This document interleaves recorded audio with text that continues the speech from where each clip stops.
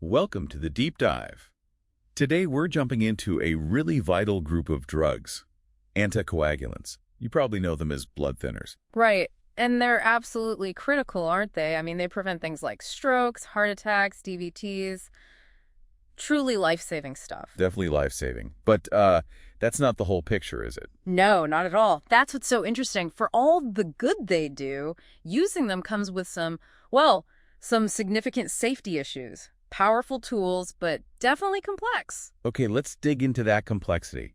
We've looked at a lot of the research, and our goal today is to pull out the key insights on their toxic effects and side effects. Yeah, what people really need to understand for patient safety. Exactly, and maybe uncover a few surprising things along the way. So the starting point, I think, has to be that these drugs are all fundamentally a kind of double-edged sword. Meaning they all carry that major risk bleeding. And we're not just talking about, a nick shaving. Right. This can be serious internal bleeding. Absolutely. Potentially devastating hemorrhages, especially bleeding inside the brain, intracranial bleeding. That's the universal risk. Okay, so bleeding is the common denominator. But you mentioned complexity. Where do they start to differ? Because that's where it gets really fascinating, I think. It really does. This is where the specific classes start showing their own unique and sometimes quite alarming dangers. Take heparins, for example, both the standard unfractionated kind and the low molecular weight versions. Okay, heparins. What's their specific issue beyond bleeding? Well, they have this really unique and, frankly, severe immune problem called heparin-induced thrombocytopenia, HIT. HIT. Okay, break that down. It's completely paradoxical. Your immune system basically attacks a complex formed by the heparin and one of your own platelet proteins. And the result? The result, bizarrely, is more clotting. New clots or existing ones get worse even while your platelet count is dropping. It becomes a hypercoagulable state. Wow. So the drug meant to stop clots can actually cause them. Precisely. Yeah. It's quite something. And that's not all for heparins. Ooh, what else? You can also see things like high potassium levels, hyperkalemia, which isn't good for the heart. Long-term use can be linked to osteoporosis. And of course, allergic reactions, sometimes severe ones like anaphylaxis. Okay, moving on. Warfarin. That's the old guard, been around forever. What are its hidden dangers? Warfarin. It's fascinating because its mechanism messing with vitamin K leads to some really specific nasty problems. Such as? Well, first, there's something called warfarin-induced skin necrosis. It's rare, thankfully, but very severe. Happens usually within the first 10 days. Skin necrosis, how does that happen? It's another paradox. Warfarin depletes your natural anticoagulants, like protein C and S, faster than it depletes some clotting factors. So for a short time, you can actually clot more easily in the tiny blood vessels of the skin. Okay, that sounds awful. What else? Second, long-term risk, calciphylaxis. This involves calcium building up in blood vessels, leading to incredibly painful skin tissue death. It seems linked to warfarin blocking a protein, MGP, that normally stops arteries from calcifying. So it can potentially harden your arteries over time. That's the concern, yes. And third, and this is crucial, warfarin is highly teratogenic.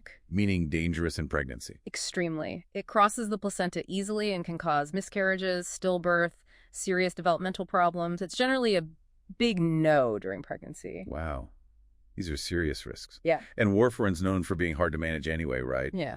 With all the interaction. Exactly. Food interactions, especially vitamin K, drug interactions. Yeah. It requires really careful, frequent blood monitoring. It's just tricky. Okay, let's talk about the newer ones, the DOAC's direct oral anticoagulants, often pitched as simpler. What are their specific downsides? Well, they do generally have a lower risk of brain bleeds compared to warfarin, which is a big plus, but they seem to carry a higher risk of major bleeding in the gastrointestinal tract, the gut. Okay, GI bleeds.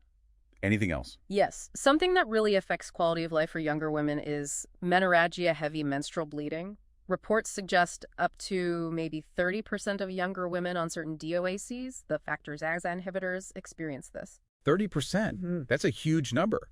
A really significant daily impact. It really is. And another critical point, DOACs are absolutely not for patients with mechanical heart valves. Why not? Studies showed an increased risk of clots forming on the valves and also more bleeding in that specific group.